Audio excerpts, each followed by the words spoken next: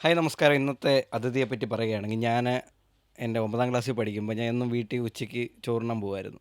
അപ്പോൾ എന്നിട്ട് ഞാനിങ്ങനെ പാട്ട് കേട്ടുകൊണ്ടാണ് ഫുഡ് കഴിച്ചുകൊണ്ടിരിക്കുന്നത്. അപ്പോൾ അരമണിക്കൂർ കൊണ്ട് കഴിച്ചിട്ട് ഞാൻ സൈക്കിളിൽ തിരിച്ച് വീട്ടിൽ പോകും. അപ്പോൾ ഞാൻ സാധാരണ നോർമൽ പാട്ടുകളൊക്കെയാണ് കേട്ടുകൊണ്ടിരുന്നത്. അന്നത്തെ ദിവസം മാത്രം ഒരു പ്രത്യേകത സംഭവിച്ചു. ഒരു പാട്ട് കേട്ട് ഞാൻ ഞെട്ടിപ്പോയി.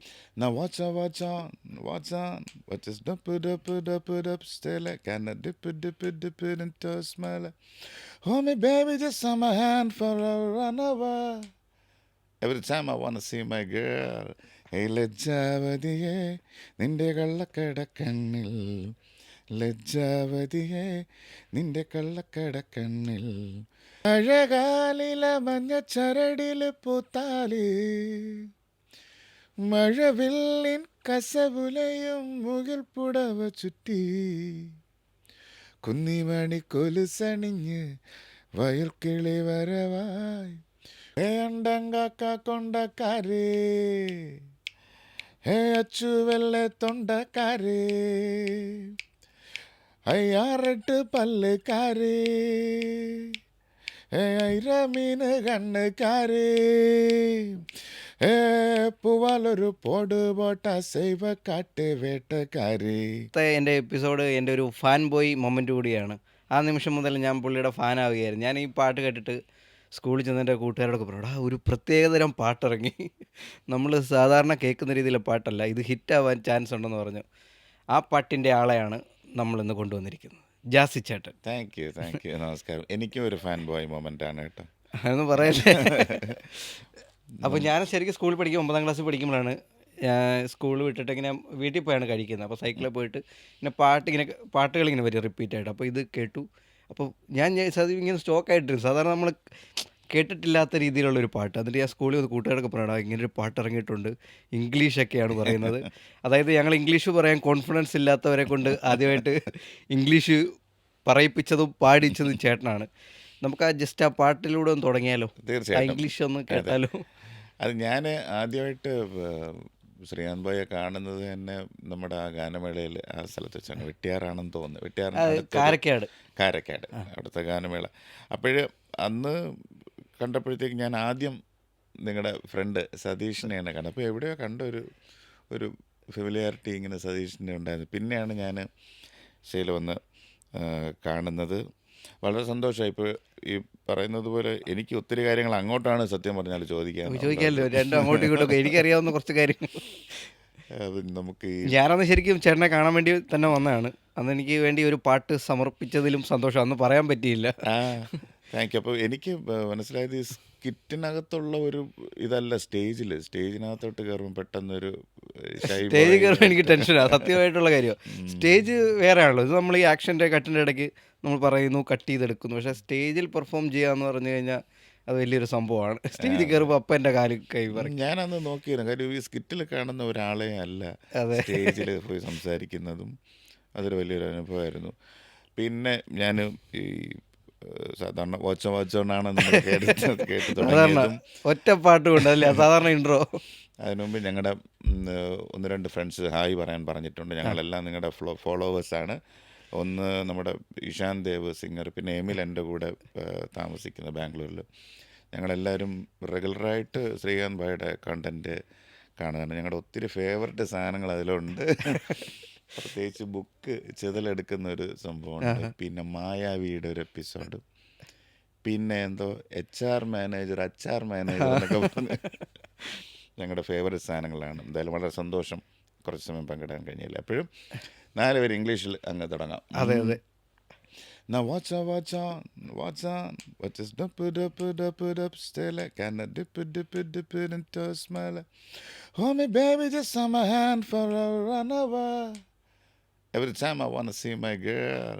Hey ലജ്ജാവതിയെ നിന്റെ കള്ളക്കടക്കണ്ണിൽ ലജ്ജാവതിയെ നിന്റെ കള്ളക്കടക്കണ്ണിൽ താഴമ്പൂവോ താമരത്താരോ തേനോ തേനിലാവോ മാമഴമുത്തോ മല്ലിക്കൊളുന്തോ മീനോ മാരി വില്ലോ തൊട്ടുരുമി നിന്നാട്ടെ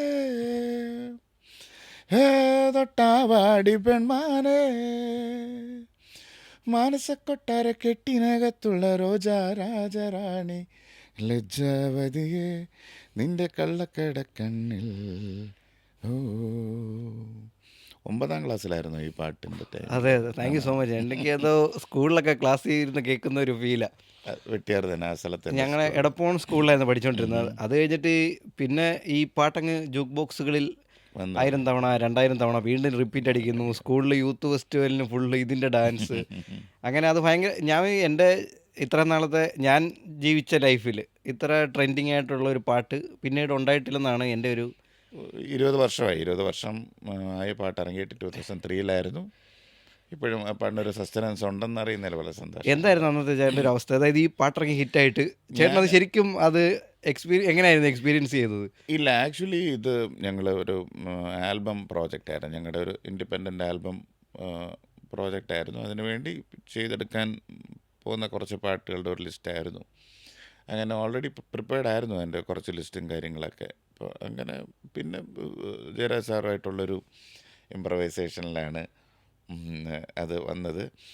ലജ്ജാവതി പാടിയപ്പോഴത്തേക്ക് ഞാൻ ഒരു കാര്യം കൂടെ ഒന്ന് പറയട്ടെ.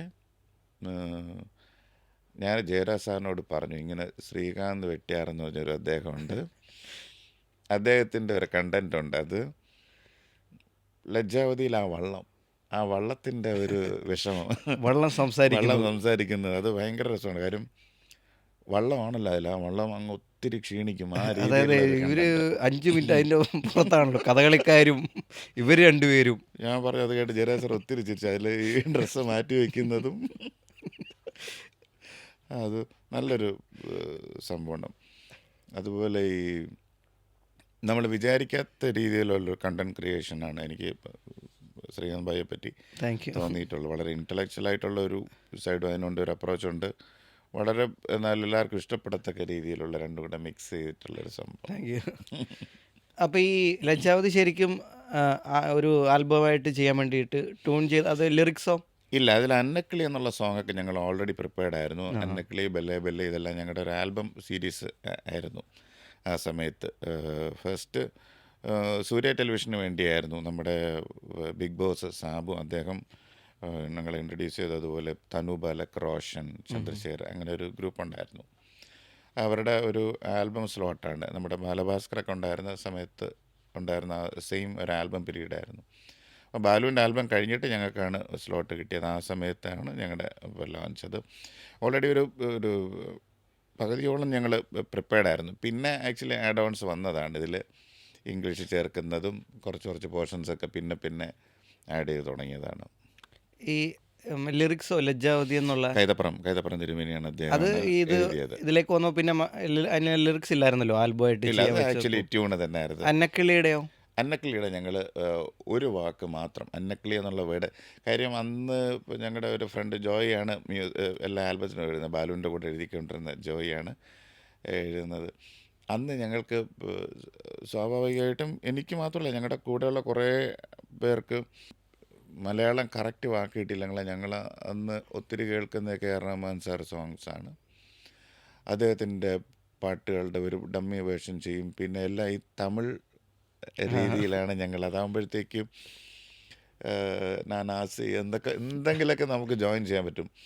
അപ്പോഴും പിന്നെ പറഞ്ഞു, ഞാൻ ജോയിയോട് പറഞ്ഞായിരുന്നു അന്നക്കിളി എന്നുള്ള വേർഡിൽ നമുക്ക് തുടങ്ങണം. കാര്യം ഞാൻ ഇളയരാജ സാറിൻ്റെ ഒരു വലിയൊരു ഫാനാണ്. അപ്പോൾ അദ്ദേഹത്തിൻ്റെ ഫസ്റ്റ് സോങ് അന്നക്കിളിയാണ്. അപ്പോൾ ആ പാട്ടിനോടൊരു ഭയങ്കര അന്ധമായൊരു ആരാധനയുണ്ട് അന്ന് മുതൽ. അതിലെ മച്ചാന പാത്തുങ്കൾ അതൊക്കെ. അപ്പം ഞാൻ ജോയിയോട് പറഞ്ഞതുപോലെ നമുക്ക് അന്നക്കിളി എന്നുള്ള വേർഡിൽ നമുക്ക് സ്റ്റാർട്ട് ചെയ്യണമെന്ന് വെച്ചാൽ അവിടെ നിന്ന് തുടങ്ങിയ ഒരു കണ്ടിന്യൂഷനാണ്. തിരുമേനിയെടുത്ത് വന്നപ്പോഴത്തേക്കും ഞങ്ങൾ അന്നക്കിളി വേണമെന്ന് വെച്ചാൽ ഈസിയാണ്, അത് നമുക്ക് ജോയിൻ ചെയ്യാം. അങ്ങനെ ആ ഫോർമാറ്റിലേക്ക് വന്നതാണ്. പിന്നെ ബാക്കിയൊക്കെ ഓൺ പ്രോസസ്സിൽ ഇങ്ങനെ പതുക്കെ ജോയിൻ്റ് ആവുകയായിരുന്നു. ലജ്ജാവതി എപ്പോഴും എനിക്ക് പറയാൻ പറ്റും, അത് ഫുള്ളി അത് ഒരു സോങ്ങിൻ്റെ ഒരു ഫുൾ ലെങ്ത് ആയപ്പോഴത്തേക്ക് അതിൽ ഒത്തിരി ആർട്ടിസ്റ്റുകളുടെ കോൺട്രിബ്യൂഷൻ ഉണ്ടായി. അതൊരു എന്താണ് മ്യൂസിക് പ്രൊഡക്ഷൻ എന്നുള്ള രീതിയിൽ പല എലമെൻറ്റ്സ് ഇതിനകത്ത് ആഡ് ചെയ്താണ് ഇപ്പോൾ കേൾക്കുന്ന ഒരു വേർഷൻ വന്നത്. അപ്പോൾ അത് ഫുള്ളായിട്ട് എൻ്റെ ഒരു ഐഡിയക്കകത്ത് മാത്രമല്ല, ഡയറക്ടറിൻ്റെ ഐഡിയ ഉണ്ട്. പിന്നെ ഞങ്ങളുടെ ഓർക്കസ്ട്ര ചെയ്യുന്ന അവരുടെ എല്ലാവരുടെയും ഐഡിയയുടെ ഒരു മിക്സപ്പാണത്. അന്ന് ആരൊക്കെയായിരുന്നു ആ ടീം? ഞാൻ ആക്ച്വലി ഇപ്പോൾ കാലിക്കട്ടിലെ ഞങ്ങളുടെ ഋതവും ഞങ്ങളുടെ കീബോർഡ് നമ്മൾ പ്ലേ ചെയ്ത അശ്വിന്, ഷാജു, പിന്നെ അതുപോലെ ഫ്ലൂട്ട് പ്ലെയർ ജോസി ചേട്ടൻ, ബേസ് വായിക്കുന്ന ജോസ് ചേട്ടൻ, അതുപോലെ ഗിറ്റാറിസ്റ്റ് മതജയിലെ ബൈജു ചേട്ടൻ, അതുപോലെ എല്ലാം സീനിയേഴ്സായിരുന്നു. പിന്നെ ഇംഗ്ലീഷ് പോർഷൻസ് ഒക്കെ എഴുതിയ എൻ്റെ കസിൻ രാജു.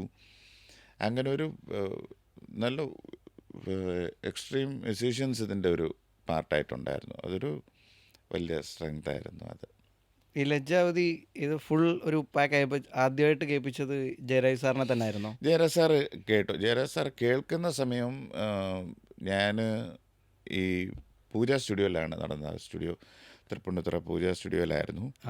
അത് കുറച്ച് പോർഷൻസ് ഞങ്ങൾ റിവൈസ് ചെയ്യുമായിരുന്നു. കേട്ടിട്ട് ലെങ്ത്ത് ട്രിം ചെയ്യണം, ഇല്ലെങ്കിൽ ഇങ്ങനത്തെ പോർഷൻസ് ആഡ് ചെയ്യണം. യഥാർത്ഥത്തിൽ ഇതിൻ്റെ ഇംഗ്ലീഷ് പോർഷനൊന്നും ആദ്യം ഇല്ലായിരുന്നു. പിന്നെയാണ് നമ്മൾ ഇൻസേർട്ട് ചെയ്തത്. അത് എനിക്ക് തോന്നുന്നു ജയരാജ് സാറിൻ്റെ ഒരു ഐഡിയ ഉണ്ട് അതിനകത്ത്, ഇല്ലെന്ന് പറയുന്നില്ല. അപ്പം സാറ് പറഞ്ഞതെന്ന് വെച്ചാൽ കുറച്ച് നമുക്കൊരു ട്രെൻഡി ആയിരിക്കണം യൂത്ത്. അന്നത്തെ യൂത്താണ്, ഇന്നത്തെ യൂത്തല്ല, അല്ല ഇന്നും അത് എല്ലാവർക്കും ഇപ്പോഴും അത് യൂത്തിനെ കേൾക്കാൻ ഞങ്ങളിപ്പോൾ വണ്ടി വന്നു ഇപ്പോഴും കേട്ടോണ്ടാവുന്നത്. അപ്പം അന്ന് ഈ ഒത്തിരി മിക്സഡ് ആയിട്ടുള്ള ഒരു സോങ്സ് ഒന്നും ഇറങ്ങിയിട്ടില്ല. അപ്പം അങ്ങനെ ഒരു ട്രെൻഡി സോങ്സ് ആയിരിക്കണം എന്നുള്ളൊരു നിർബന്ധം സാറിനുണ്ടായിരുന്നു. അപ്പം നമുക്ക് പിന്നെ ഏറ്റവും പ്രധാനമായിട്ട് ഒത്തിരി ഫ്രീഡം സാറ് തന്നു. എന്ത് വേണമെങ്കിലും നിങ്ങൾക്ക് അപ്ലൈ ചെയ്യാമെന്നുള്ളൊരു അവരന്ന് കിട്ടിയത് വളരെ ഹാപ്പി ആയിട്ട് തോന്നി. ചേട്ടൻ ഇത് വോക്ക്മാനകത്താണ് ഇത് കേൾപ്പിച്ചു കൊടുക്കുന്നത്. സോണിയുടെ വോക്ക്മാൻ അന്ന് ഏറ്റവും ഫേമസ്. കഴിഞ്ഞ ഇതിപ്പോൾ അടുത്തൊരു എപ്പിസോഡ് വരെ ഉണ്ട്. നരയൻ ചേട്ടനാണ് എനിക്കത് പറഞ്ഞു തന്നത്. വോക്ക്മാനിലാണ് ചേട്ടൻ ഇതിങ്ങനെ എല്ലാവരെയും കൊണ്ടൊന്ന് കേൾപ്പിച്ചു പുള്ളിക്കാരനെ കേൾപ്പിച്ചു കൊടുത്ത ഒരു കഥ പുള്ളി പറഞ്ഞിട്ടുണ്ടായിരുന്നു അതിനകത്ത്. അതെ ഞങ്ങളെല്ലാവരും ഇവിടെ ആയിരുന്നു താമസിച്ചിരുന്നത്. ഭരത്തും എല്ലാം ഇവിടെ പൂജയിലായിരുന്നു താമസിച്ചിരുന്നത്. ഷൂട്ട് നടക്കുമ്പോഴത്തേക്കും സോങ്ങിൻ്റെ പോസ്റ്റ് പ്രൊഡക്ഷൻ. ചേട്ടൻ്റെ ഇൻഡിപെൻഡൻ്റുള്ള ഫസ്റ്റ് സിനിമ അത് തന്നെയല്ലേ? ഫോർ ദ പീപ്പിളാണ്. ഞാൻ അത് ചെയ്തിട്ട് പക്ഷേ റിലീസാവുന്നത് സഫലം എന്നുള്ള മൂവിയാണ്, ബാലചന്ദ്രമേനോൻ ചേട്ടൻ്റെ. അത് സാറിൻ്റെ തന്നെ അസോസിയേറ്റ് അശോകേട്ടൻ്റെ മൂവിയായിരുന്നു. സഫലത്തിലെ പാട്ടാണ് ആദ്യമായിട്ട് വെളിയിൽ വരുന്നത്. തൂവെള്ള എന്നുള്ള സോങ്, ഒരു മെലഡിക്കായിട്ടുള്ള പാട്ട്. എൻ്റെ ഫ്രണ്ട് രാജേഷ് വിജയാണ് പാടിയത്. തൂവെള്ള ഇറങ്ങി കുറേ നാൾക്ക് ശേഷമാണ് ഇത് ആൽബമായിട്ട് വെളിയിറങ്ങുന്നത്. ഇത് ചേട്ടൻ തന്നെ പാടാന്നുള്ള ഒരു തീരുമാനം ലജ്ജാവതി? അത് ഭരത്, നമ്മുടെ ആർ ഡി രാജശേഖർ ക്യാമറമാൻ, ഗജനിയൊക്കെ ചെയ്യുന്ന അദ്ദേഹം, പിന്നെ ആൻ്റണി എഡിറ്റർ, അദ്ദേഹം ഗജനിയുടെ എഡിറ്റർ തന്നെയായിരുന്നു. ഇവരുടെയൊക്കെ ഒരു നിർബന്ധം സെറ്റിൽ പാട്ട് കേട്ടിട്ട് എനിക്ക് വന്നതാണ്. ഞാൻ യഥാർത്ഥത്തിൽ ജയരാജ് സാർ ആദ്യം പറഞ്ഞിട്ടുണ്ട് പാടണമെന്ന്. പക്ഷേ ഞാൻ കുറച്ച് വരികൾ പാടിക്കാനായിട്ട് കാർത്തികിനെ കൊണ്ട് ട്രൈ ചെയ്തു. അങ്ങനെ കാർത്തിക് അന്നക്കിളിയൊക്കെ കുറച്ച് പാടിയിട്ട് കംപ്ലീറ്റ് ചെയ്തില്ല. അന്ന് അദ്ദേഹത്തിൻ്റെ പ്രൊനൗൺസിയേഷൻ വീണ്ടും തമിഴ് ആയിരുന്നു, കൂടുതലും തമിഴായിരുന്നു. അപ്പം അത് കാരണം കുറച്ചൊന്നും ടൈം അദ്ദേഹത്തിന് വൈകിട്ട് യാത്രയുണ്ടായിരുന്നു. അത് കാരണം പറ്റിയില്ല. അത് കാരണം ഞാൻ എപ്പോഴും പറയുന്നൊരു സംഭവം, ഞങ്ങൾ ആക്ച്വലി ഇത് പാടാനായിട്ട് അഡ്നാൻ സ്വാമിയാണ് ഫിക്സ് ചെയ്ത് വെച്ചിരുന്നത്. അത് അദ്ദേഹത്തിൻ്റെ നടന്നില്ല. ഞങ്ങൾ എൻക്വയറി ചെയ്ത് പിന്നെ നടന്നില്ല. അതുകൊണ്ട് പിന്നെ എനിക്ക് വന്നു പാട്ടുകാരനാവാൻ പറ്റി. ചേട്ടന് ടെൻഷൻ ഉണ്ടായിരുന്നോ പാടുന്നതിൽ? അങ്ങനെ പ്രശ്നമില്ലായിരുന്നു. സ്വന്തം പാട്ടായതുകൊണ്ട് ടെൻഷൻ ഇല്ലായിരുന്നു. നമുക്ക് ഇഷ്ടമുള്ള രീതിയിൽ നമുക്ക് സ്റ്റുഡിയോയും നമ്മുടെ കയ്യിലുണ്ട്. അപ്പം അത് കാരണം നമുക്ക് ഒത്തിരി എങ്ങനെ വേണമെന്ന് നമുക്ക് പ്രസൻറ്റ് ചെയ്യാന്നുള്ളതുണ്ടായിരുന്നു. വെളിയിൽ പാടാൻ സ്റ്റാർട്ട് ചെയ്തപ്പോഴത്തേക്കൊക്കെ കുറച്ച് വറീഡായിരുന്നു പല കാര്യങ്ങളിലും. ഇതിൽ ഏതായിരിക്കും ഹിറ്റ് ആവുമെന്നാണ് ചേട്ടൻ വിചാരിച്ചത്? ശരിക്കും ലജ്ജാവതി തന്നെയാണോ? ഇല്ല, ഞങ്ങൾ അന്നക്കിളിയാണ് എല്ലാവർക്കും ആദ്യമായിട്ട്. ലജ്ജാവതിയൊക്കെ മാറ്റിവെച്ച ട്യൂൺസാണ്. സാറ് പറഞ്ഞത് നമുക്ക് പിന്നെ നോക്കാമെന്ന് പറഞ്ഞ് സെക്കൻഡ് വെച്ചതാണ്. അന്നക്കിളി ആയിരുന്നു ആദ്യം നമ്മുടെ ഫസ്റ്റ് പ്രിഫറൻസ്. പിന്നെ ഇത് അന്ന് ഹിറ്റായി കഴിഞ്ഞ് പുറത്തൊക്കെ. അപ്പോൾ ഇപ്പം നമ്മളിപ്പോൾ ഈ ഓൺലൈൻ മീഡിയ ഒക്കെ ഉള്ളതുകൊണ്ട് ഇപ്പം ആൾക്കാരെയൊക്കെ തിരിച്ചറിയാൻ പറ്റും മ്യൂസിക് ഡയറക്ടർ ആരാണെന്നും അവരെ കാണാൻ പറ്റുമല്ലോ. അപ്പം അന്ന് എങ്ങനെയാണ് അന്നത്തെ ഒരു ഇതെന്തായിരുന്നു? അന്ന് പാട്ടിൻ്റെ പോപ്പുലാരിറ്റി നല്ലതായിരുന്നു. അന്ന് പറയുന്നത് ഒത്തിരി പേരിൽ ഈ പാട്ട് എത്തി. ഒത്തിരി പേർക്ക് പാട്ട് കേട്ടു. പലരും ആൽബം എന്ന് വിചാരിച്ചാണ് കേട്ടു തുടങ്ങിയത്. അങ്ങനെ പാട്ടിൻ്റെ പോപ്പുലാരിറ്റി കാരണം ചെറിയ ചെറിയ ഇൻ്റർവ്യൂകളിലൊക്കെ വന്ന് അങ്ങനെ പിന്നെ സ്റ്റാർട്ടാവുമായിരുന്നു. ഈ ജയരാജ് സാറിലേക്ക് ചേട്ടൻ വരുന്ന ചേട്ടനെ അങ്ങനെ വിളിക്കുമായിരുന്നു സാർ? ഞാൻ ഈ ഞങ്ങളുടെ ആൽബം അദ്ദേഹം കേട്ടിട്ട് അദ്ദേഹത്തിൻ്റെ ഹിന്ദി മൂവി ബീബൽസ ചെയ്യാൻ വേണ്ടിയാണ് വിളിച്ചത്. അപ്പോൾ അതിനും കുറച്ച് ഡെമോസ് ഞാൻ കൊണ്ടുപോയി. അദ്ദേഹത്തിന് ഞാൻ കാണിച്ച ഡെമോ കേട്ടപ്പോഴേ അദ്ദേഹത്തിൻ്റെ പടത്തിൻ്റെ സിറ്റുവേഷനുമായിട്ട് ഭയങ്കര സിങ്കായിരുന്നു. അപ്പം അത് കാരണം ഒരു പടം ഓഫർ ചെയ്ത് കൊണ്ട് കാണിക്കാൻ പറഞ്ഞു. കുറച്ച് സിറ്റുവേഷൻസ് തരാം, ഒന്ന് കൊണ്ട് സബ്മിറ്റ് ചെയ്യാൻ പറഞ്ഞു. അങ്ങനെയുള്ള ഇതിലാണ് കിട്ടിയത്. പിന്നെ നിങ്ങൾ ഭയങ്കര ഇതിലായെന്ന് തോന്നുന്നു. പിന്നെ കുറേ സിനിമകൾ ചെയ്തില്ലേ സാറുമായിട്ട്? പിന്നെ റെയിൻ കമ്പകയും ചെയ്തു, പിന്നെ അശ്വാരൂഢൻ ചെയ്തായിരുന്നു. അങ്ങനെ കുറച്ച് സീരീസ് ചെയ്തായിരുന്നു. ഇനി ഞാൻ ചോദിക്കട്ടെ, എങ്ങനെയാണ് ഈ ഐഡിയാസ് ക്രിയേറ്റ് ചെയ്യുന്നത്? ഐഡിയാസ് ഈ പെട്ടെന്ന് ഈ റിഫ്ലക്സ് എങ്ങനെയാണ്, പെട്ടെന്ന് ഒരു കൗണ്ടർ എങ്ങനെയാണ് വരുന്നത്?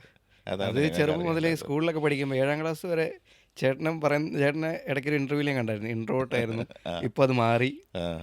അങ്ങനെയല്ല പറഞ്ഞിരുന്നില്ലേ? അങ്ങനെയായിരുന്നു. ഇപ്പം ഞാൻ ശരിക്കും അതുപോലെ 7ാം ക്ലാസ് വരെ ഞാൻ അങ്ങനെ സംസാരിക്കില്ലായിരുന്നു.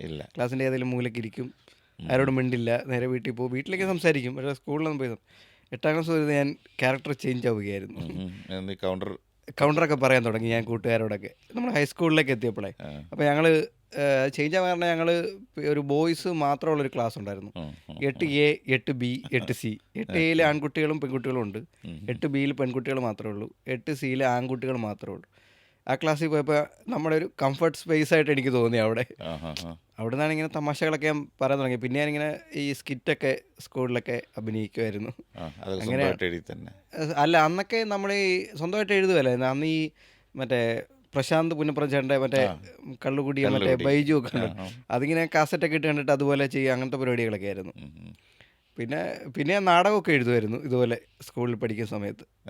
സ്വന്തമായിട്ട് തന്നെ നാടകം എഴുതിട്ട് സമ്മാനമൊന്നും കിട്ടില്ല, ഞാൻ തന്നെ നാടകം എഴുതും, നമ്മുടെ കൂട്ടുകാരൊക്കെ അഭിനയിക്കും. ടീച്ചറൊക്കെ എന്തെങ്കിലും ക്ലാസ് എടുത്തുകൊണ്ട് നിൽക്കുന്ന സമയത്ത് ഇതിന് സംഭവമുണ്ട്. അതായത് കൗണ്ടറൊക്കെ അടിച്ച് എത്ര പ്രാവശ്യം എന്നെ ഇറക്കി വിട്ടിട്ടുണ്ട്. അങ്ങനെ അതായത് ആദ്യമായിട്ട് ഞാനിങ്ങനെ, അപ്പോൾ സ്കൂളിൽ 8ാം ക്ലാസ്സിൽ പഠിക്കുമ്പോഴാണ് ആദ്യമായിട്ട് ഞാൻ ഈ ഇത് ചെയ്യുന്നത്, ഈ മദ്യപാനിയുടെ സ്കിറ്റ് ചെയ്തു. അപ്പോൾ ആൾക്കാരൊക്കെ ഇഷ്ടപ്പെട്ടു, കൈയടിയൊക്കെ കിട്ടി. അപ്പോൾ പിന്നെ എന്ത് പരിപാടി വന്നാലും മദ്യപാനിയുടെ വരൂ. അപ്പോൾ എന്തെങ്കിലും സ്കൂളിൽ മീറ്റിംഗ് ഒക്കെ വരുമ്പോൾ വരൂ ശ്രീകാന്ത്. അപ്പോൾ എൻ്റെ കൂട്ടുകാരുണ്ട്, അവന് ചോദ്യം ചോദിച്ചിട്ടുള്ള കൗണ്ടറാണല്ലോ അതിൻ്റെ. ഒരാൾ ചോദ്യം ചോദിക്കുന്നത്, നീ എന്തിനാ വിളിക്കുന്നത്, അങ്ങനത്തെയൊക്കെ. അപ്പോൾ പിന്നെ ആളുകൾക്ക് മടുപ്പായി. അപ്പോൾ പിന്നെ ക്ലാസ്സിലൊക്കെ വൈകിട്ട് 4 മണിക്കൊക്കെ മഴയൊക്കെ പെയ്താൽ പിന്നെ സൗണ്ട് കേൾക്കത്തില്ലല്ലോ. പറയും ശ്രീകാന്ത് വരൂ സ്കിറ്റ് ചെയ്യും. അപ്പോൾ ഞങ്ങൾ ആരും മൈൻഡ് ചെയ്യത്തില്ല, രണ്ടുപേരോടെ ഇന്ന് ചോദ്യം ചോദിക്കുന്ന ഉത്തരം. പിള്ളേരൊക്കെ കണ്ട് മടുത്തന്നേ. അങ്ങനെയാണ്. ഫേവറേറ്റ് കോമഡി മൂവീസ് ഏതാണ്? ഒരു 3 പടങ്ങൾ മലയാളത്തിൽ ഇഷ്ടപ്പെട്ട ഏറ്റവും കൂടുതൽ കണ്ടിട്ടുള്ളത്? ഇതിപ്പോൾ എല്ലാവരും ഞാൻ കൂടുതൽ കാണുന്ന പടങ്ങൾ ഇപ്പോൾ കോമഡിയാണെന്ന് എനിക്കറിയാം. നാടോടിക്കാറ്റ് ഒന്ന്, പിന്നെ പുതുക്കോട്ടയിലെ പുതുമണവാളം ഞാൻ കാണുന്ന സിനിമകൾ, പിന്നെ CID മൂസ, പാണ്ടിപ്പട, അങ്ങനെ കുറച്ച് സിനിമകളൊക്കെയാണ് ഞാൻ കൂടുതൽ. ഏറ്റവും കൂടുതൽ ഞാൻ സ്ഥിരമായിട്ട് കാണുന്ന നാടോടിക്കാറ്റാണ്. അത് ഭയങ്കര എനിക്ക് ഇഷ്ടമാണ്. ഇതിപ്പോൾ ഒന്ന് റിഫ്രഷൊക്കെ ആവാൻ വേണ്ടിയിട്ട് ഞാൻ കാണുന്ന സിനിമ നാടോടിക്കാറ്റാണ്. ഞങ്ങൾ ഏറ്റവും കൂടുതൽ കണ്ട കോമഡി പടം, ഞങ്ങൾ ഇപ്പോഴും കാണുന്ന പടമാണ് പൂച്ചയ്ക്കൊരു മൂക്കുത്തി, ധീം തരുകിടതും, മഴ പെയ്യുന്ന മദ്ദളം കൊട്ടുന്നു, മുത്താരം കൊന്നു പിയോ. അല്ല, ഇതെല്ലാം ഞാൻ കാണും. പിന്നെ ഞാൻ കാണുന്നൊരു സിനിമ പെരുവണ്ണാപുരത്തെ വിശേഷങ്ങൾ. ഭയങ്കര ഒരു ഫീലാണ് ആ സിനിമ കാണുന്നത്. ലാലേട്ടൻ വരുന്നു. സിനിമ ഐഡിയ ഉണ്ടോ? മീൻസ് ഒരു ഫുൾ ലെങ്ത് പടം ചെയ്യാനുള്ള ഇത്? ഞാനിപ്പോൾ സ്ക്രിപ്റ്റ് പരിപാടികളൊക്കെ ഇങ്ങനെ പ്രൊഡക്ഷൻ നോക്കിക്കൊണ്ടിരിക്കുകയാണ്. അങ്ങനത്തെ പരിപാടികളാണ് ഇപ്പോൾ നടന്നുകൊണ്ടിരിക്കുന്നത്. പിന്നെ കുറച്ച് സിനിമകളൊക്കെ ഇനിയിപ്പോൾ ഓണത്തിന് 2-3 സിനിമ റിലീസാവാനുണ്ട് അഭിനയിച്ച്. അങ്ങനെയുള്ള പരിപാടികളാണ്. സിനിമ ചെയ്യുമ്പോഴത്തേക്ക് പാട്ട് കമ്പോസ് ചെയ്ത് കഴിഞ്ഞാൽ ഞാൻ പാടാൻ എന്നെ വിളിക്കണം. വിളിക്കും, ഉറപ്പായിട്ടും വിളിക്കും. അത് ഞങ്ങളിങ്ങനെ പ്ലാൻ ചെയ്ത് വെച്ചിട്ടുണ്ട്. അടിപൊളി. അപ്പോൾ ഇത് ഈ പെട്ടെന്ന് ഐഡിയാസ് വരുമ്പോഴത്തേക്ക് ശ്രീനിച്ചേട്ടൻ പറയുന്ന പോലെയൊക്കെ ഇതൊക്കെ എഴുതിയിടാറുണ്ടോ? അതോ? ഞാനും ഇപ്പോൾ ഈ യുഗമായതുകൊണ്ട് മെസ്സേജ് അയക്കും. ഞാൻ തന്നെ വോയിസ് ഞാനിങ്ങനെ എൻ്റെ 2 ഫോണുണ്ട്. അപ്പോൾ രണ്ടും കൂടെ ഒരു ഇതിലാക്കി വെച്ചിട്ടുണ്ട്, ഗ്രൂപ്പ് ഉണ്ടാക്കിയിട്ട്. അത് ഞാൻ വോയിസ് മെസ്സേജ് അയക്കും, കുറേ ഇങ്ങനെ തോന്നുന്നതൊക്കെ. എന്നിട്ട് ചിലതൊക്കെ പിന്നെ കേൾക്കുമ്പോൾ ഇതെന്തിനാ അയച്ചതെന്ന് തോന്നും. അതിലുള്ളതൊക്കെ ഞാനിങ്ങനെ നോട്ട് ചെയ്ത് വെക്കും. പിന്നെ വീട്ടിൽ പോയിരുന്ന് സ്ക്രിപ്റ്റ് എഴുതുന്ന ദിവസം എന്നിട്ടിങ്ങനെ ആപ്റ്റാവുന്നതൊക്കെ എടുക്കും, അല്ലാത്തൊക്കെ ഉപേക്ഷിക്കുക. അങ്ങനെയൊക്കെയാണ് ഇതിൻ്റെ ഒരു. സിനിമ റൈറ്റേഴ്സിൽ ഏറ്റവും കൂടുതൽ അപ്രീസിയേഷൻ ആരുടെ ഭാഗത്തുനിന്നാണ് കിട്ടിയിരിക്കുന്നത്? എനിക്ക് കിട്ടിയതാണ് ശ്യാം പുഷ്കരൻ. പുള്ളി, അതായത് ഞാൻ ആ വീഡിയോ ചെയ്യുന്ന കാലം, അപ്പം കുറച്ച് ഫോളോവേഴ്സൊക്കെ ഉള്ളൂ ഫേസ്ബുക്കിൽ. യൂട്യൂബൊക്കെ ഞാൻ തുടങ്ങാൻ പോകുന്നേ ഉള്ളൂ. അപ്പം എനിക്കൊരു ദിവസം ഒരു മെസ്സേജ് വന്നു വീഡിയോസ് കൊള്ളാന്ന് പറഞ്ഞിട്ട്. അപ്പോൾ ശ്യാം പുഷ്കരൻ ഞാൻ മൈൻഡ് ചെയ്യാതെ പോയില്ല. ഞാൻ വിചാരിക്കുന്നത് ആ ശ്യാം പുഷ്കരൻ ഓർത്തതേ ഇല്ല. അതെ പുള്ളി എനിക്ക് മെസ്സേജ് അയക്കുമെന്ന്. അപ്പം ഞാൻ ഓക്കെ എന്ന് മാത്രം. പുള്ളി അത്രയും മെസ്സേജ് അയച്ചിട്ട് ഓക്കെ. ഓക്കെ. അപ്പം ഞാൻ വിചാരിക്കുന്നത് ആരോ മെസ്സേജ് അയക്കുകയാണ്.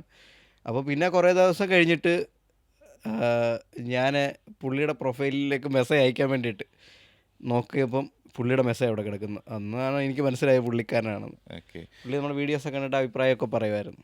ഞങ്ങൾ വളരെ ഒത്തിരി ഞങ്ങളുടെ ഫ്രണ്ട്സ് വളരെ സ്ട്രോങ് ആയിട്ട് ബായുടെ കണ്ടന്റ് എല്ലാം കാണുന്നുണ്ട്. ഇഷാൻ ചേട്ടനെ ഇടയ്ക്ക് കമൻ്റൊക്കെ ഇട്ട് ഇങ്ങനെ ഞങ്ങൾ തമ്മിൽ ഡിസ്കസ് ചെയ്തായിരുന്നു ആ ചെതൽ ഒരു ബുക്കും ചെതലും അസാധ്യ ഒരു കോൺസെപ്റ്റാണ് അത് കണ്ടിട്ട് എന്നെ വിളിച്ചായിരുന്നു ഒരാൾ.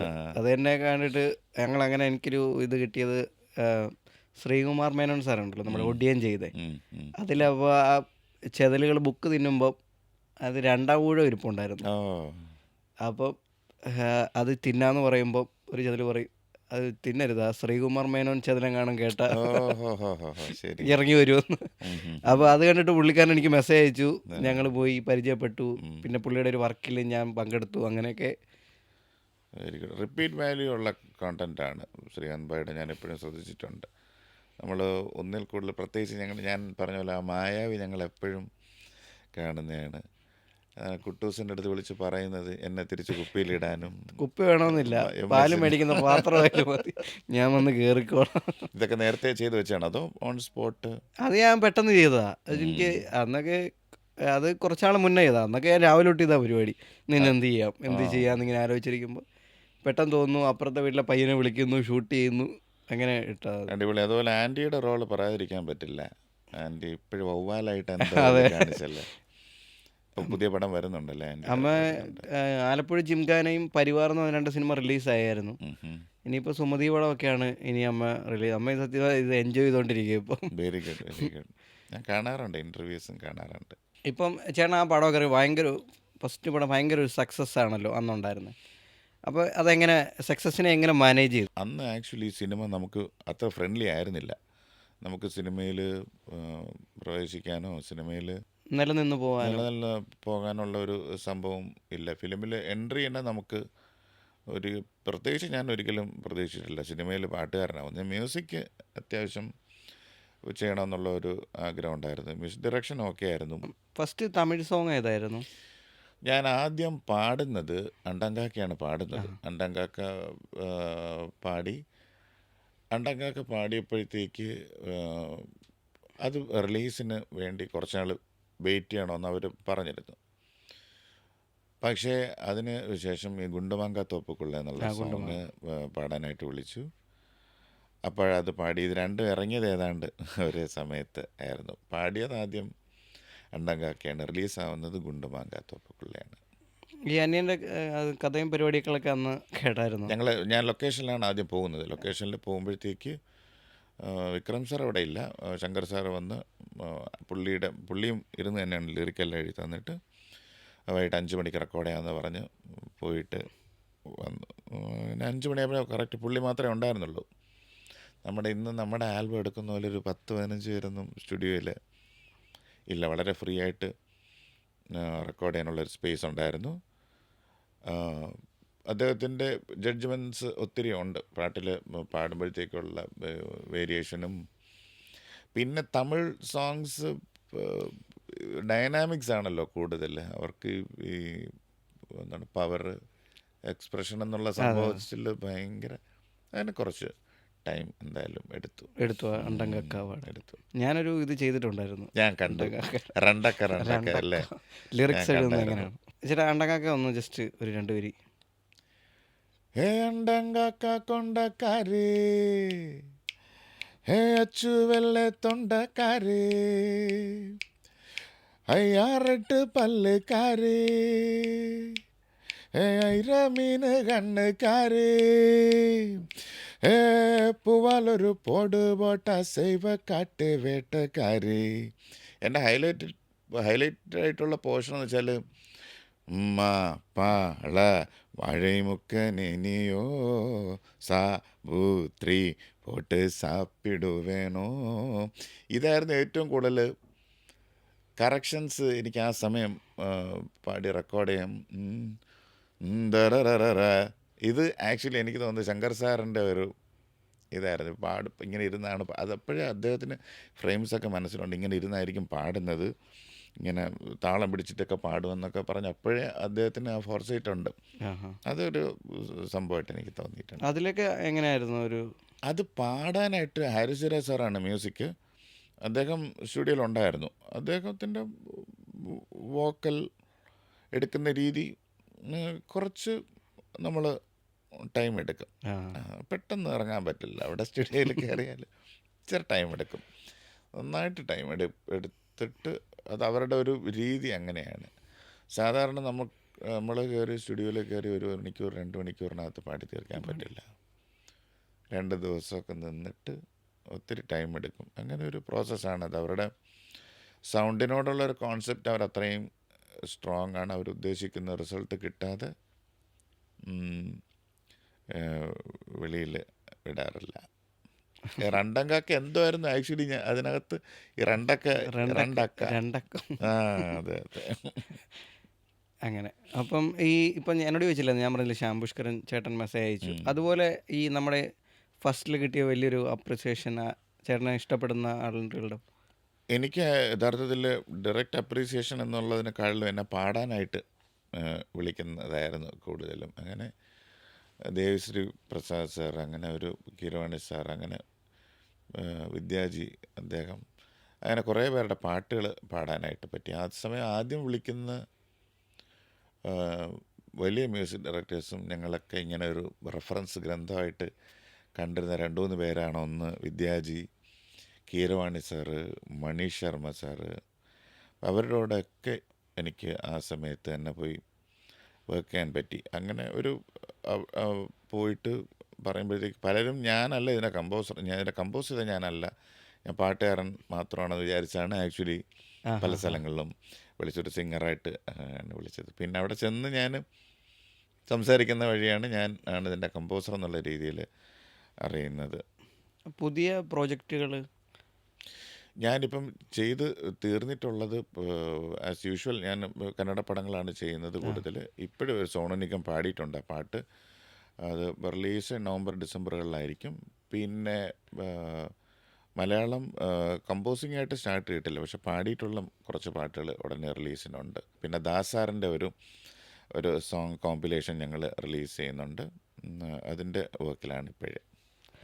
ഇപ്പോൾ ചേട്ടൻ കുറേ പാട്ടുകൾ ചെയ്തിട്ടുണ്ടല്ലോ. ഇത് ഭയങ്കര ഹിറ്റ് ആവുമെന്ന് വിചാരിച്ചിട്ട് അത്ര ശ്രദ്ധിക്കപ്പെടാതെ പോയി വിഷമം തോന്നിയ ഏതെങ്കിലും പാട്ടുകളുണ്ടോ?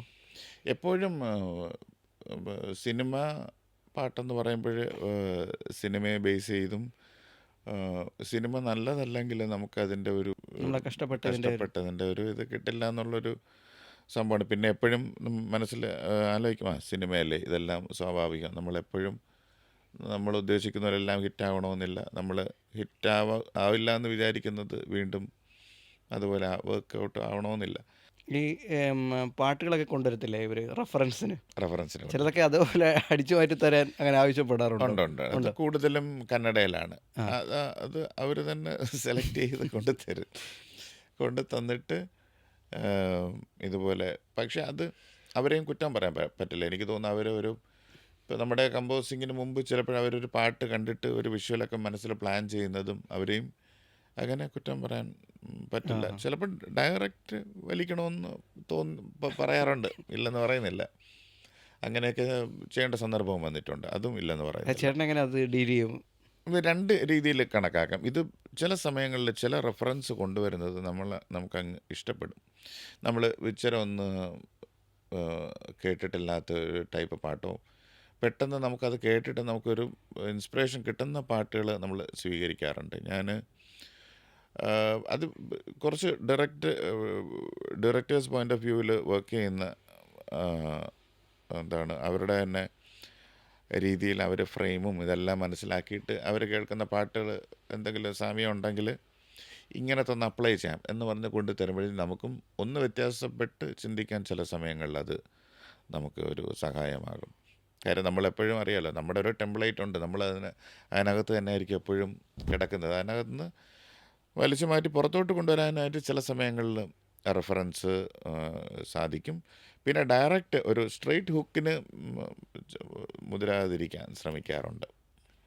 അങ്ങനെ പറയാറുണ്ട് ഉണ്ട് ഉണ്ട് വരുമ്പോൾ. ഉണ്ട് ഉണ്ട് ഉണ്ട്. ഏതോ പ്രത്യേകിച്ച് ഒരു കന്നഡയിൽ കൂടുതലും തെലുങ്ക് പാട്ടുകളുടെ റെഫറൻസാണ് കൂടുതൽ വരുന്നത്. പിന്നെ കന്നഡ ഡയറക്ടേഴ്സിന് ചില സമയം നമുക്കൊരു കുഞ്ഞൊരു ഇറിറ്റേഷൻ വരാൻ ചാൻസ് എന്ന് വെച്ചാൽ ഇത് ആ പാട്ട് പോലെ ഇരിക്കുന്നില്ലല്ലോ, ഇത് വേറെ അല്ലേ. ഞാൻ പറഞ്ഞത് ഡയറക്റ്റ് നമുക്ക് അങ്ങനെ ചെയ്യാൻ പറ്റില്ലല്ലോ. അതെ അതെ അതങ്ങനെ ചെയ്ത് കഴിഞ്ഞാൽ ഇപ്പോഴും പണ്ടത്തെ പോലെ അല്ല, കോപ്പി റൈറ്റ് ഉണ്ട്, അതുണ്ട് ഇതുണ്ട്, അങ്ങനെ പറയുമെങ്കിലും കുറച്ചുകൂടെ ഒന്ന് അടുപ്പിക്കാൻ പറ്റുമോ അങ്ങനെ ചോദിക്കാറ്.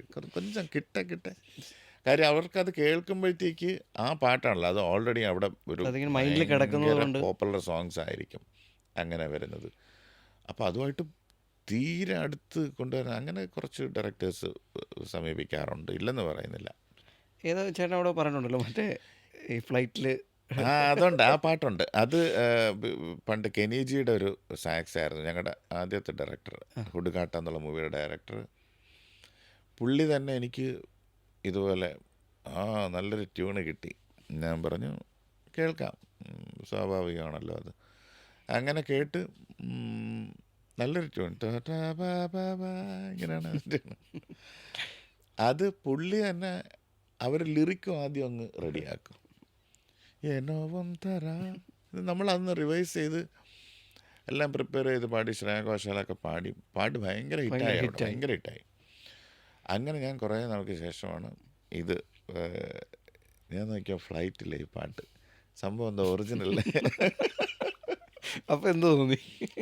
ഞാൻ പറഞ്ഞു ഈ പാട്ടൊക്കെ ഇങ്ങനെ ഇത്രയും പോപ്പുലറോ എന്ന്. പിന്നെയാണ് എനിക്ക് പെട്ടെന്ന് കത്തി ഇത് ഒറിജിനൽ സോങ് ആയത്. ഇത് ഏനവന്ധര എന്നുള്ള സോങ് അത് ശ്രേയ ഘോഷാലും ഹിന്ദിയിലെ ഷാനും കൂടെ പാടി. അദ്ദേഹം ഇപ്പോഴും സ്റ്റേജ് ഷോസിൽ ആ പാട്ട് പാടാറുണ്ട്. നല്ല പാട്ടാണ് അത്. നല്ല പാട്ട് മീൻസ് ഒത്തിരി പോപ്പുലറായി. അവിടെ വേറൊരു കൾട്ട് സ്റ്റൈലായിരുന്നു ആ ഹുഡുകാട്ട എന്നുള്ള ടോട്ടൽ ആൽബം. ഇപ്പോൾ ഒരുപാട് സക്സസ്സും ഒക്കെ ഉണ്ട്. ഇനി എന്താണ് ചേട്ടൻ വലിയൊരു സക്സസ് ആയിട്ട് എന്തെങ്കിലും ഒരു ഡ്രീം പ്രോജക്റ്റോ അങ്ങനത്തെ എന്തെങ്കിലും ഒരു ഡ്രീം പ്രോജക്റ്റുകൾ? ഒന്ന് ദാസാറിനെ കൊണ്ടൊരു അൺപ്ലഗ്ഡ് ആൽബം പുറത്തു. ആൽബം മീൻസ് ഒരു ആൽബം അല്ല, സോങ്. അത് അതിൻ്റെ ഒരു പ്ലാനിങ്ങിലുണ്ട് ഞങ്ങൾ. അതുപോലെ തന്നെ ഒരു ഫുള്ളി ഒരു ഹാപ്പിനെസ് കിട്ടുന്ന ഒരു ഡാൻസ് ആൽബം മനസ്സിലൊരു ആഗ്രഹം. അതിൻ്റെയൊക്കെ ദാസാറിനോടൊക്കെ സംസാരിക്കുകയൊക്കെ ചെയ്തായിരുന്നു? ദാസാറിൻ്റെത് ആക്ച്വലി ഒരു വർഷം മുമ്പേ സംസാരിച്ചൊരു പ്രോജക്റ്റാണ്. അതിൻ്റെ ഒരു ഓൺ പ്രോസസ് ഇപ്പോഴും ആയി വരുന്നുണ്ട്. ശ്രീകാന്ത് ഭായി പാടൂ, ഇനി ഞാൻ അങ്ങോട്ട് ചോദിക്കാം. ഇല്ല ഞാൻ പാടത്തില്ല. ഒട്ടും പാടില്ല? ഇല്ല. മൂളിപ്പാട്ടും ഇല്ല, ഒന്നുമില്ല. പാട്ട് ഞാനൊരു പാട്ട് പാടിയിട്ടുണ്ട്, അത് യൂട്യൂബിലുണ്ട്. ആണോ? ഏതാ? ചുമ്മാ ഞാൻ ഒരു റാപ്പ് സോങ് പോലെ ഒരു വീഡിയോയുടെ ഇടയ്ക്ക് പാടിയിട്ടുണ്ട്, അതേ ഉള്ളൂ. സ്വന്തമായിട്ട് എഴുതി? സ്വന്തമായിട്ട്. അതൊരു വേറൊരു അതിൻ്റെ മ്യൂസിക് ഉണ്ട് ഒറിജിനൽ, അത് ഞാൻ മലയാളീകരിച്ച് പാടിയ ഒരു പാട്ടുണ്ട്. പാട്ടിൻ്റെ പേരെന്തോ? ഞാൻ അത് കാണാം. അത് ബാബു മോനെ എന്നാ. അതിപ്പോൾ ഞാനതിൻ്റെ റീമിക്സ് ഇനി ചെയ്യണം, അങ്ങനെ വിചാരിച്ചിരിക്കുക. രണ്ടുപേര് കേൾക്കാൻ പറ്റുമോ? ഞാൻ നേരത്തെ പാടി തന്നില്ലേ എൻ്റെ പാട്ട്? അയ്യോ, ഞാൻ പാടണം. രണ്ടുപേര് പാടിത്തരില്ലേ? ഞാൻ പാടാം. അങ്ങനെ ഞാൻ പാട്ടുകാരനല്ലാത്തതുകൊണ്ട് നമ്മൾ സ്റ്റുഡിയോയിലൊക്കെ പോയി അങ്ങോട്ടും ഇങ്ങോട്ടൊക്കെ പിടിച്ച് ചേട്ടനെ പോലെ പാടണോ ഞാൻ? എന്നാൽ ഞാൻ പാടാം. അത് വേറൊരു സോങ് ഉണ്ട്, അത് മെക്സിക്കൻ ലാംഗ്വേജിലും കണ്ട.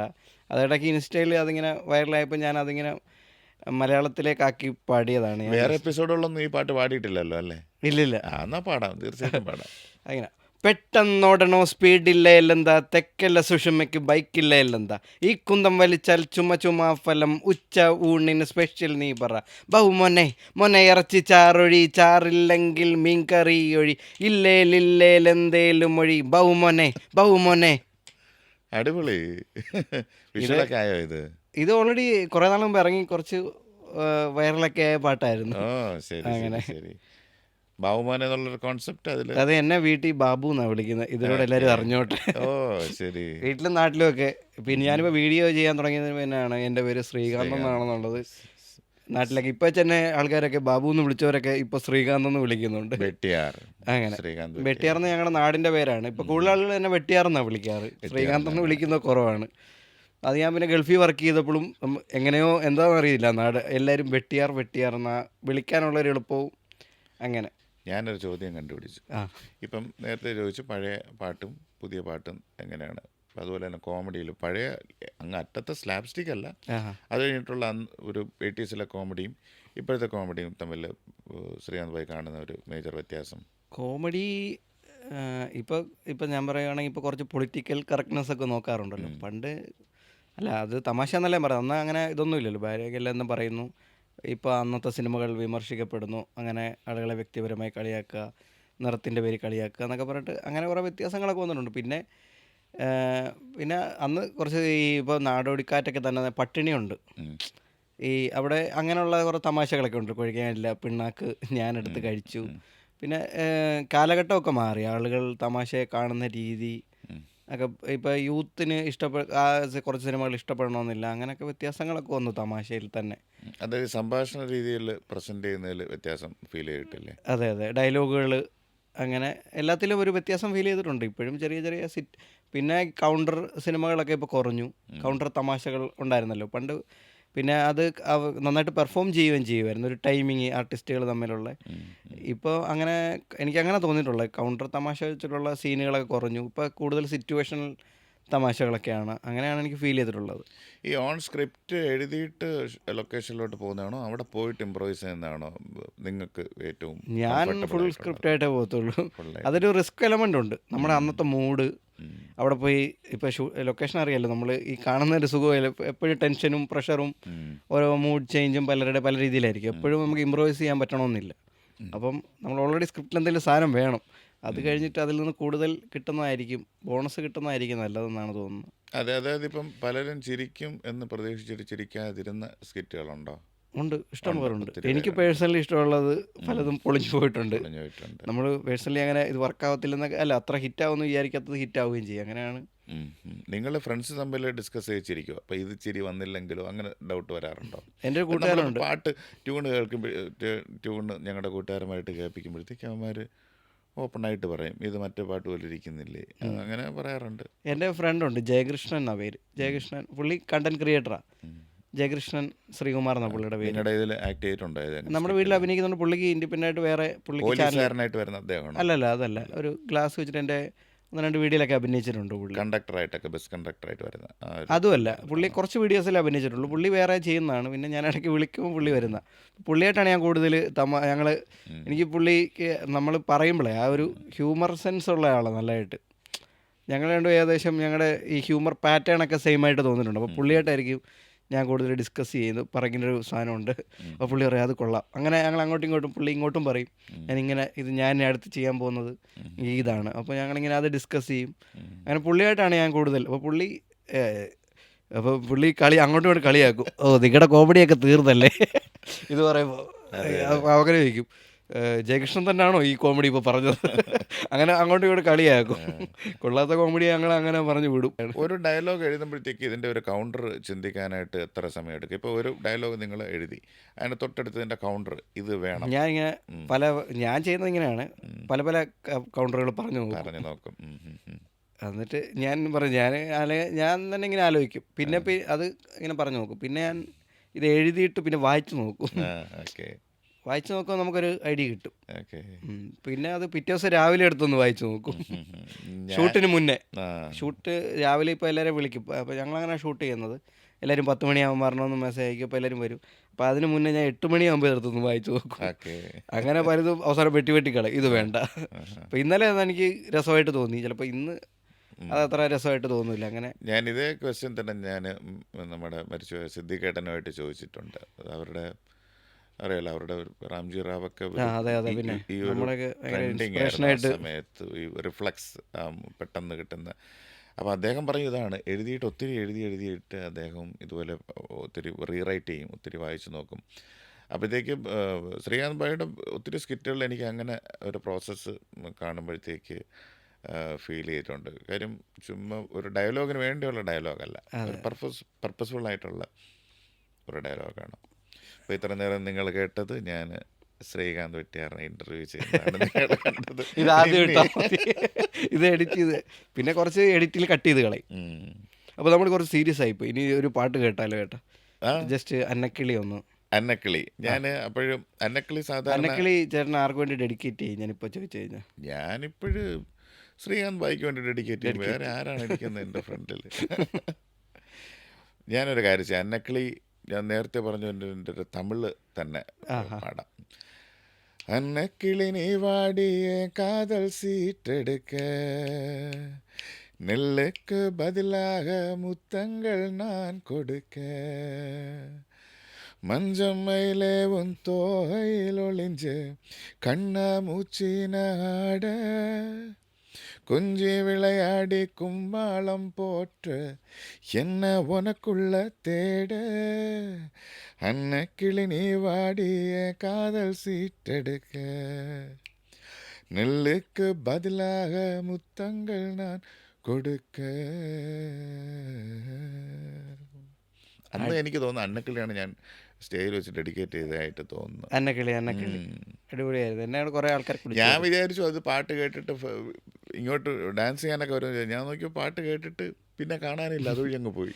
അല്ല, ഞാൻ ബാക്കി നിൽപ്പുണ്ടായിരുന്നു. ഞാൻ പറയില്ല, സ്റ്റേജിൽ കയറാൻ എനിക്ക് പേടിയാ. ഈ സ്റ്റേജിൽ പെർഫോം ചെയ്യുമ്പോൾ കിട്ടുന്ന ഒരു എനർജി എങ്ങനെയാണ്? സ്റ്റേജ് ആദ്യമൊക്കെ പാട്ട് സ്റ്റേജിൽ പെർഫോം ചെയ്യുന്നതിന് കുറച്ച് റെസ്ട്രിക്ഷൻസ് ഒക്കെ ആദ്യ കാലങ്ങളിൽ ഉണ്ടായിരുന്നു. പിന്നെ യഥാർത്ഥത്തിൽ ലൈവ് ചെയ്യുന്നതിന് ഒരു ഇൻവോൾവ്മെൻറ്റ് പതുക്കെ പതുക്കെ ചെയ്തു തുടങ്ങി. പിന്നെ ലൈവിൽ എന്താണ് നമുക്ക് പ്രസൻറ്റ് ചെയ്യുക എന്ന് പറയുമ്പോഴത്തേക്ക് നമുക്ക് ഓഡിയൻസുമായിട്ടുള്ളൊരു ഇൻട്രാക്ഷൻ സൈഡ് ഭയങ്കര സ്ട്രോങ് ആണ്. അതിന് വേറൊരു ടൈപ്പ് ഒരു എനർജിയാണ്. മാഷ് പറയുന്നത് പോലെ സ്റ്റേജിലും സ്കിറ്റിലും രണ്ട് രീതി പോലെ തന്നെ സ്റ്റുഡിയോയ്ക്കകത്തും ജനങ്ങളെ ഫേസ് ചെയ്തിട്ടുള്ള ഒരു പെർഫോമൻസിലും എൻ്റെ രണ്ടും വൈബ് രണ്ടാണ്. പിന്നെ എപ്പോഴും പാട്ട് പ്രസൻറ്റ് ചെയ്യുമ്പോഴത്തേക്ക് എന്താണ് നമുക്ക് ഡയറക്റ്റ് അവരുടെ നിന്നുള്ള ഒരു ലവ് ആൻഡ് അപ്രോച്ച് നമുക്ക് കിട്ടുന്നൊരു വലിയ നല്ല കാര്യമാണ്. ഇപ്പം സിനിമകളെല്ലാം റിലീസ് ചെയ്യണം. ഇപ്പോൾ ചോട്ട മുംബൈ വന്ന് വലിയ ഹിറ്റായി. അങ്ങനെ ചേട്ടൻ്റെ റിലീസ് ചെയ്യണമെന്ന് തോന്നുന്ന സിനിമ ഏതായിരിക്കും? ഈ ഫോർ ദ പീപ്പിൾ പുതിയതായിട്ട് ചെയ്യണമെന്ന് പലരും ഇങ്ങനെ പറഞ്ഞിരുന്നു.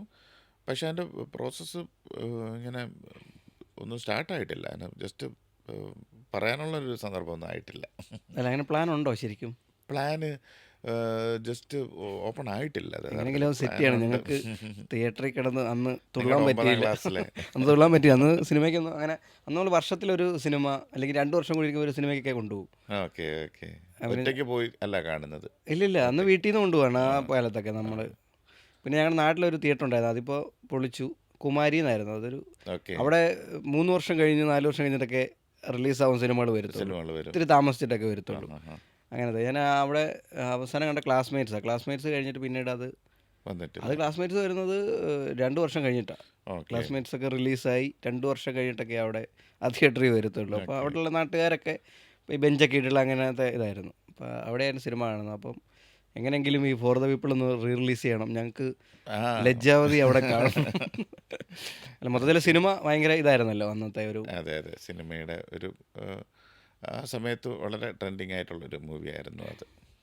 അന്ന് ഇങ്ങനെ വിമർശനങ്ങളും ഒക്കെ വന്നിട്ടുണ്ടായിരുന്നു സിനിമയ്ക്കെതിരെ. കാരണം അതിനകത്ത് നമ്മളിപ്പോൾ സിസ്റ്റത്തിനെ വെല്ലുവിളിച്ച് അതെ അങ്ങനെ ഉണ്ടായിരുന്നു. വല്ല സംഭവങ്ങളുണ്ടായിരുന്നോ? അത് യഥാർത്ഥത്തിൽ ടോട്ടലായിട്ട് ഈ ഒരു നടക്കുന്ന സംഭവങ്ങൾക്ക്, പ്രശ്നമുള്ള സംഭവങ്ങൾക്കെതിരായിട്ട് നീങ്ങുന്ന ഒരു ഗ്രൂപ്പ് ഓഫ് ആൾക്കാരുടെ ഒരു പെരുമാറ്റമാണ് അതിൽ നറേറ്റ് ചെയ്തിരുന്നത്. അത് പല സ്ഥലങ്ങളിലും പ്രശ്നമായിട്ട് അല്ല വന്നത്. അത് 2-3 രീതിയിൽ അതിനെ പിന്നെ ഒരു വേറെ ഡയമെൻഷൻസ് കൊണ്ടുവന്നു. അതായത് സ്വയം നിയമം കയ്യിലെടുത്ത് പ്രവർത്തിക്കുന്നതല്ലേ അങ്ങനെ എന്നൊക്കെ പറഞ്ഞിട്ടുള്ള ഒരു ക്വസ്റ്റ്യൻസ് വന്നു.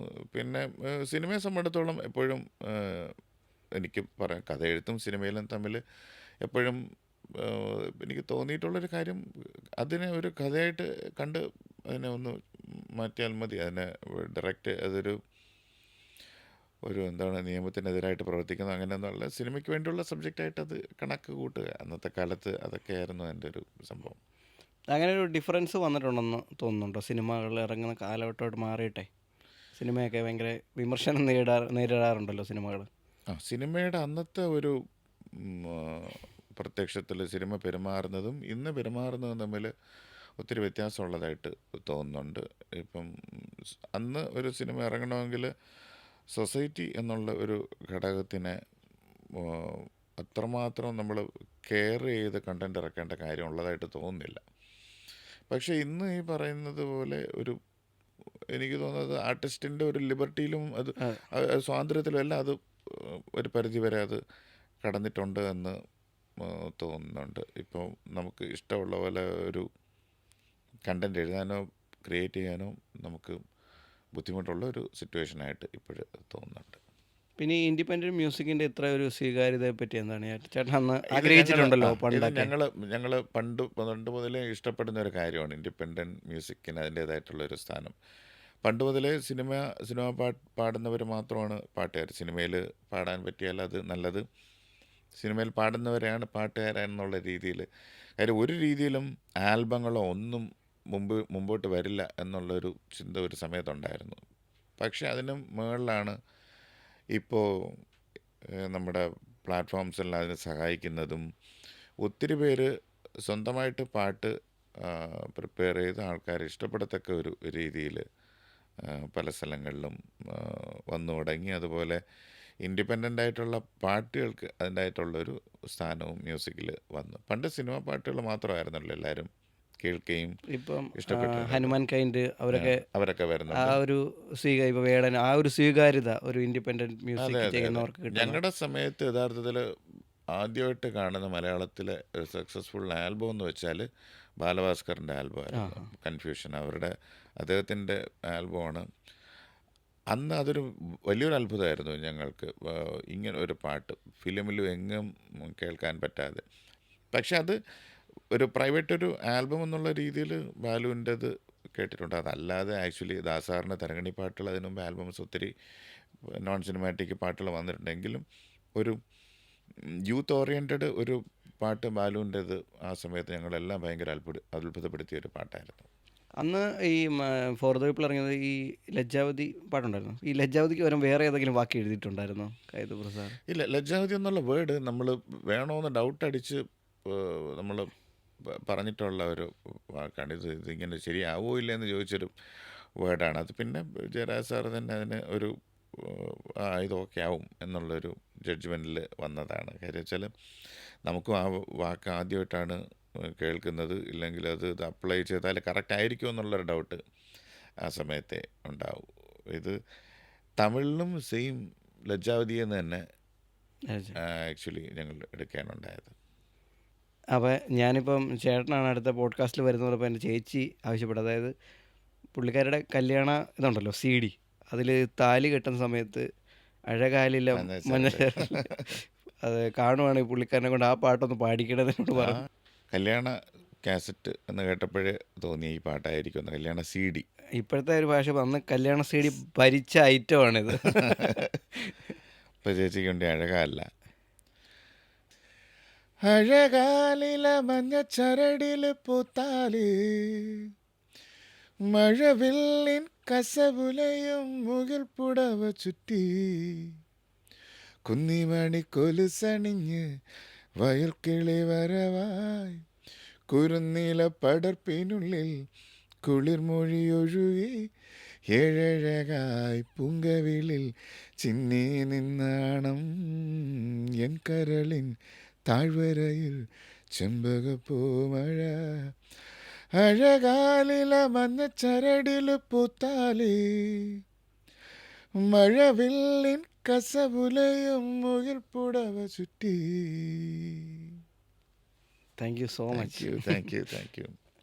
പിന്നെ ചേട്ടൻ എപ്പോഴും ഭയങ്കര സോഫ്റ്റായിട്ട് ലൈഫിനെ എങ്ങനെയാണ് ഇങ്ങനെ ഭയങ്കര സീരിയസ് ആയിട്ടാണോ ചേട്ടൻ ജീവിതത്തിൽ? ഞങ്ങൾ സീരിയസ് ആയിട്ടാണോ എന്ന് വെച്ചാൽ പലതും കളിതമാശയിട്ട് എടുക്കാറുണ്ട്. അതിൻ്റെ ഒത്തിരി പ്രോബ്ലംസും നേരിട്ടിട്ടുണ്ട്. പിന്നെ റെക്കോർഡിംഗ് ആണെങ്കിലും എല്ലാം ഒരു മ്യൂസിക് ആണെങ്കിലും അധികം ഒരു പ്രഷറിൽ വർക്ക് ചെയ്യുന്നതിന് എനിക്ക് താല്പര്യമില്ല. പ്രഷർ വരുമ്പോൾ ഔട്ട് മോശമാവും, നമ്മൾ ഓവർ പ്രഷർ എടുത്താൽ അതെങ്ങനെ? തീർച്ചയായിട്ടും ബായ് നേരത്തെ പറഞ്ഞതുപോലെ നിങ്ങൾക്ക് എഴുതാനുള്ളൊരു ഫ്രീഡം ഉള്ളതുകൊണ്ട് നിങ്ങളത് എൻജോയ് ചെയ്യുന്നു. അതെ. എൻ്റെ പേഴ്സണലായിട്ടുള്ള ഒരു ജീവിതത്തോടുള്ള ഒരു വ്യൂ പോയിന്റിൽ അധികം മ്യൂസിക് ആണെങ്കിലും ക്രിയേറ്റിവിറ്റി ആണെങ്കിലും സിനിമയാണെങ്കിലും എന്താണെങ്കിലും ഒരു സന്തോഷവും ഒരു ഫ്രീഡവും ഒരു അല്പം ഒരു ലിബറലായിട്ടുള്ളൊരു മൈൻഡും ഒരു ഹാപ്പിനെസ് ഉണ്ടെങ്കിൽ നമ്മുടെ വർക്കുകളുടെ എല്ലാ ഔട്ട്പുട്ട് നല്ലതായിരിക്കും എന്ന് തോന്നുന്നു.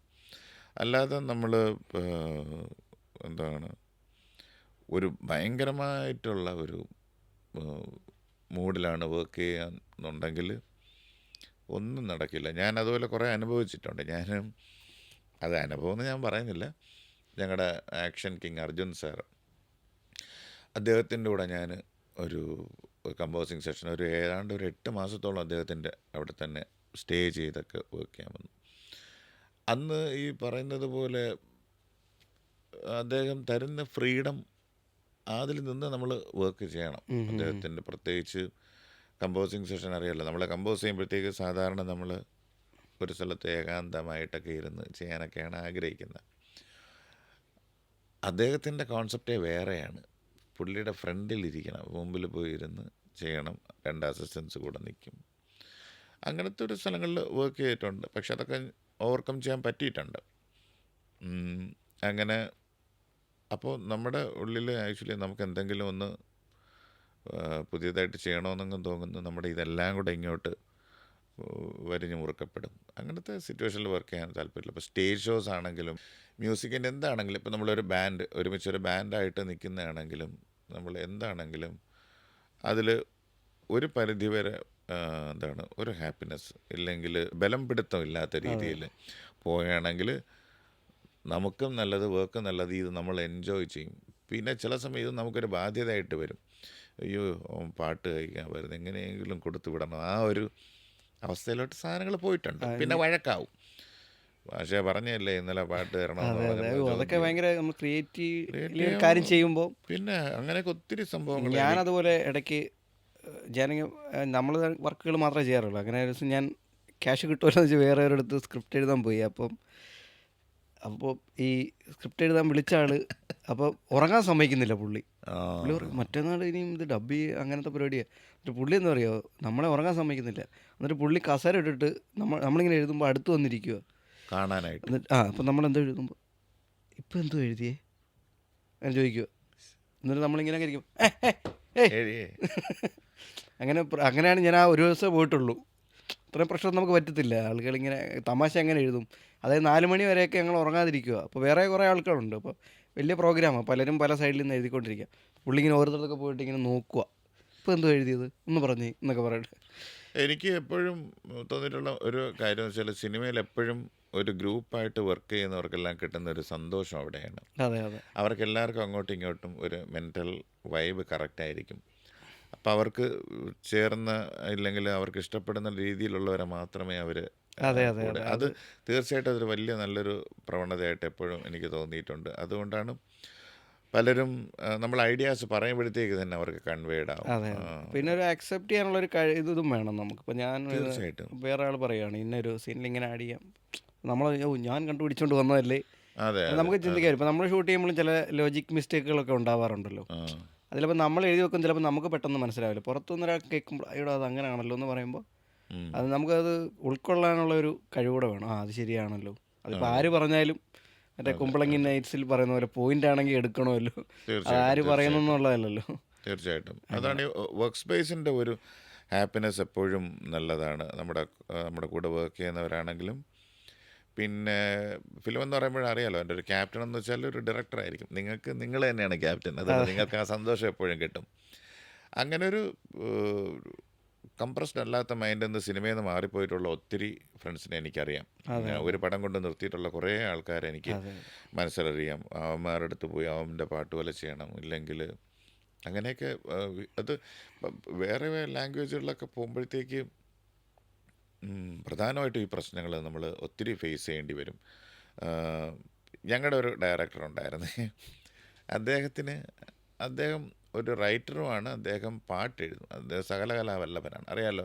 അങ്ങനെ ഉള്ള ആൾക്കാരുടെ ഫ്രണ്ടിൽ പോയി കഴിഞ്ഞാൽ നമുക്ക് ഒന്നും ചെയ്യണ്ട, ഇരുന്ന് അത്യാവശ്യം കൂടെ ഇരിക്കാൻ മാത്രമേ ഉള്ളൂ. പുള്ളിയുടെ സംഭവം എന്ന് വെച്ചാൽ പുള്ളി സ്ക്രിപ്റ്റ് എഴുതുമ്പോഴത്തേക്ക് തന്നെ ഒരു പാട്ടിൻ്റെ വരിയും എഴുതും, അതിൻ്റെ കൂടെ ഒരു ട്യൂണും പുള്ളി അങ്ങ് എഴുതും. പുള്ളി മനസ്സിലുണ്ട്.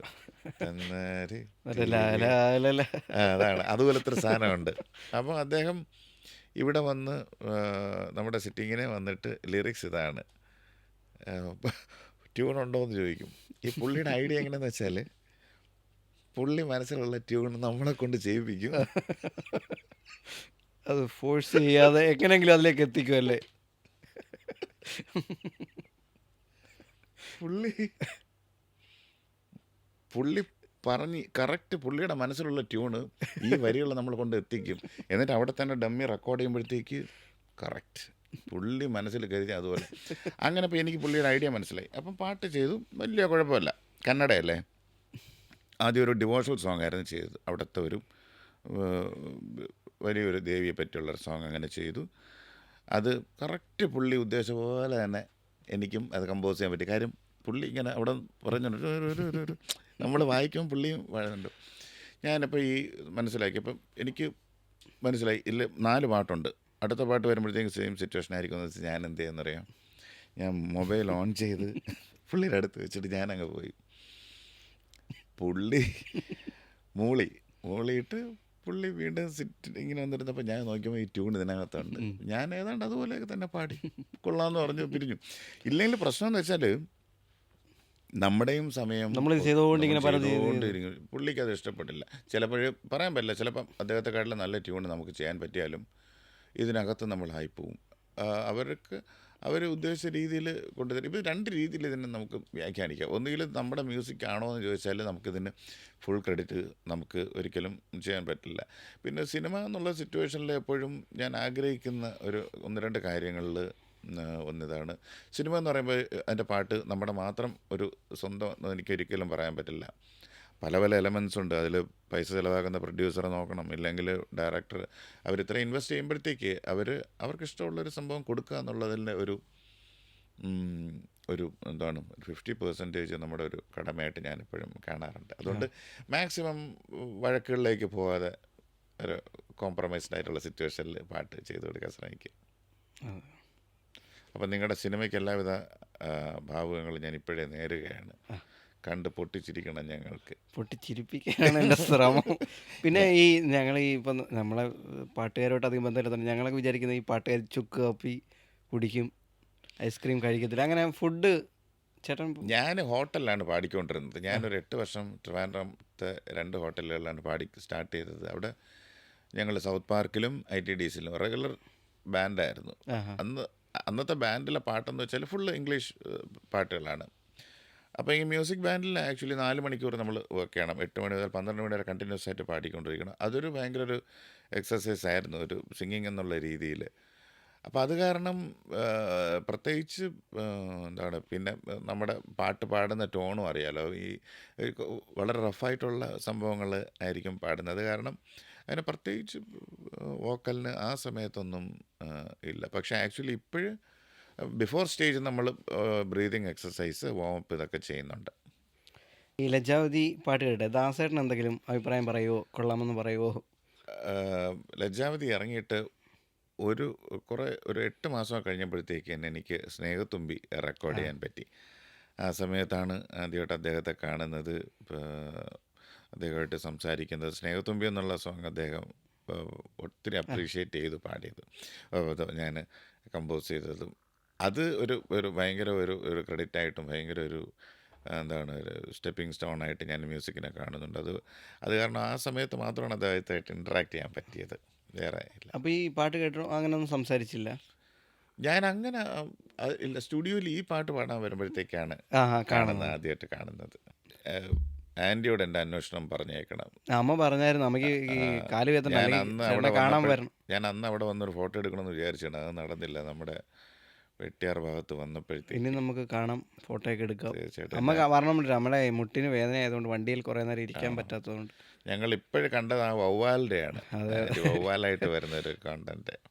അമ്മ ശരിക്കും ഇതിപ്പോൾ എൻജോയ് ചെയ്തുകൊണ്ടിരിക്കുക. ഈ പ്രായത്തിൽ ഇങ്ങനെ അടിച്ചു പൊളിക്കുന്ന ആളുകളെ, അമ്മയ്ക്ക് പല സ്ഥലങ്ങളിൽ പോവാം, ആളുകളെ. അമ്മയോട് ആരോ ചോദിച്ച് പരിവാർ സിനിമയിൽ അഭിനയിക്കുമ്പോൾ ഇപ്പോൾ എങ്ങനെ ഉണ്ടായിരുന്നു സിനിമ അനുഭവം? നല്ല സുഖമാണ്, നമ്മൾ രാവിലെ എണ്ണിച്ച് തന്നാൽ മതി, ഫുഡ് കിട്ടും, ഉച്ചയ്ക്ക് കറക്റ്റ് സമയത്ത് ഊണ്, വൈകിട്ട് ഫുഡ് റൂമിൽ കൊണ്ടുതരും, എന്ത് സുഖമെന്ന് മലയാള സിനിമ.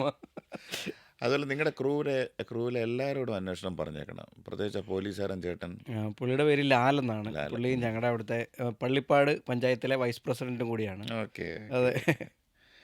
ഒരു ഇതിലുണ്ടല്ലോ മറ്റേ ഈ പ്ലാവിലേക്ക് വെച്ചിട്ട് പൈസ കൊടുക്കുന്ന ആ ഒരു അതെ അതെ എപ്പിസോഡ്, ആ അത് നല്ലതായിരുന്നു. പിന്നെ സതീഷിനെ ഓൾറെഡി എനിക്കറിയാം. ആഹാ പിന്നെ ആ ബസ് കണ്ടക്ടറായിട്ട് വരുന്ന അത്, പിന്നെ ഗന്ധർവൻ, അത് ഗന്ധർവ്വൻ നല്ലതായിരുന്നു. നല്ല സീരീസാണ്. എല്ലാവിധ ആശംസകളും എൻ്റെ ഭാഗത്ത് അപ്പോൾ നിന്ന്. ചേട്ടൻ്റെ ആ ദാസേട്ടൻ്റെ വർക്ക് എത്രയും പെട്ടെന്ന് നടക്കട്ടെ. Thank you. അപ്പോൾ ഞങ്ങളെയൊക്കെ വിളിക്കണം കേട്ടോ അത് ഇറങ്ങുന്ന തീർച്ചയായിട്ടും സമയത്ത്. തീർച്ചയായിട്ടും നമ്മളെന്തായാലും വാട്സാപ്പിൽ കൂട്ടിമുട്ടുന്നുണ്ട്. ഓക്കെ, അപ്പം thank you so much. Thank you so much. Thank you.